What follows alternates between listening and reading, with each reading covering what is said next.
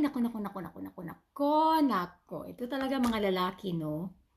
Kahit may asawa na at may mga anak pa, manlalandi pa sa iba. Naku, ano ba talaga yung mga butete nyo? Gaano ba talaga kalaki yan para ipagmamalaki nyo sa mga kahit kanino?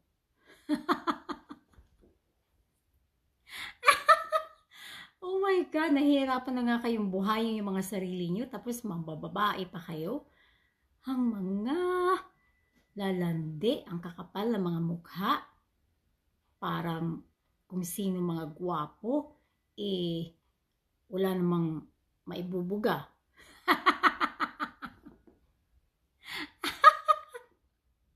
Di ba nakakainis yun? Hay nako, iwanan nyo na yun. Huwag nyo nang balikan. Diyos ko, Mio.